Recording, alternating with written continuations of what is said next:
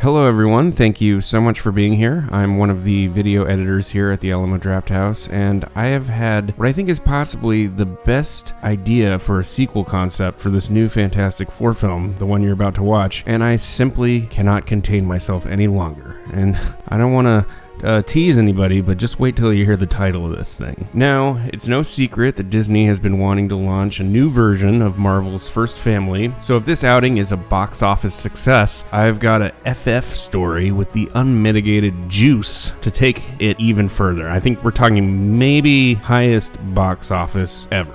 And I defy you, James Cameron, you and your legendarily snappy pitches. I'm coming for that crown. Now, if you're not familiar with an elevator pitch, it's a term for a story pitch that is short and good enough that you could say it to someone during the span of an elevator ride. So I'll try to be short and sweet with this one, as I know you're a busy man, Kevin Feige. So without further ado, this is Elevator Pitch on the Big Screen, Fantastic Four Sequel Edition.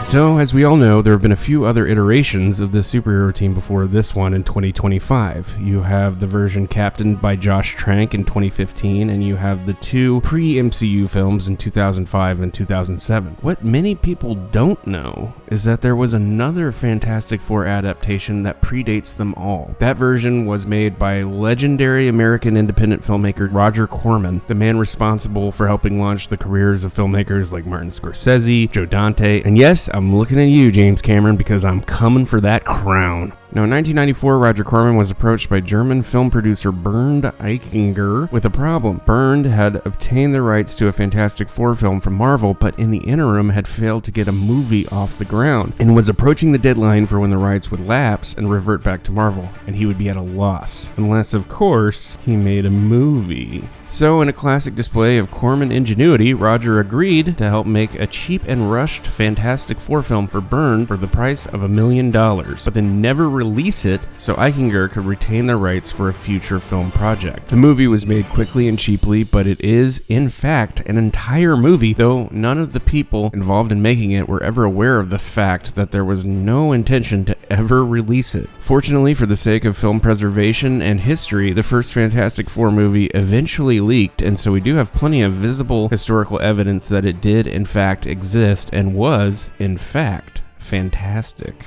This version of the movie is absolutely crucial to the sequel idea that I'm about to propose. In fact, everything falls apart without it. So follow along with me here. I'm going to take us on a little walk. Now, we all know that one of Marvel's most successful films is Spider-Man No Way Home. It's number 7 in the top 10 of all-time grossers, not adjusted for inflation. The only Marvel movies that made more money than it were Infinity War and Endgame. It's a winning formula. So, my proposal for this sequel is to pull a No Way Home, but with all, and I mean all, no exceptions of the existing iterations of the Fantastic Four teams. It can even be the same plot as No Way Home. Someone simply fools Doctor Strange into toying with space-time, and all of the rest of the cinematic Fantastic Four teams can come spilling through the dimensional wall, but also all the villains as well. So you can have an amazing fight scene with Joseph Culp and Robert Downey Jr.'s Dr. Dooms, multiple Silver Surfers fighting all 16 members of every Fantastic Four team. You could even have a scene where Chris Evans' Johnny Storm sees a Captain America poster and he says, "That is America's ass." Like the titular team, we're going to space with this one. But here's the real kicker, the title. I've got a doozy of a title for you, Kevster. This new Fantastic Four movie is called The Fantastic Four First Steps. So, it stands to reason that the sequel should definitely include the word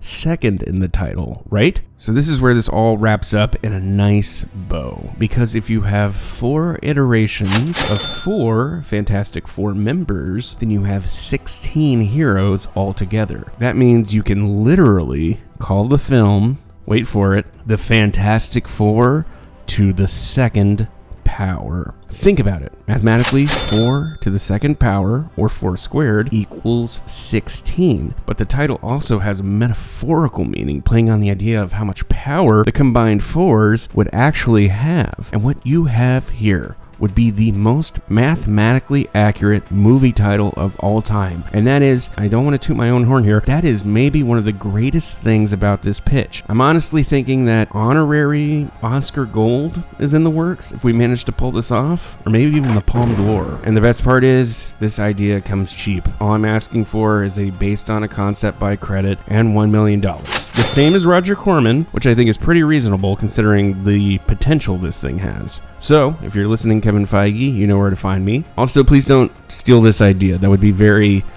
I would really be shooting myself in the foot just putting it out there and you just take it like that.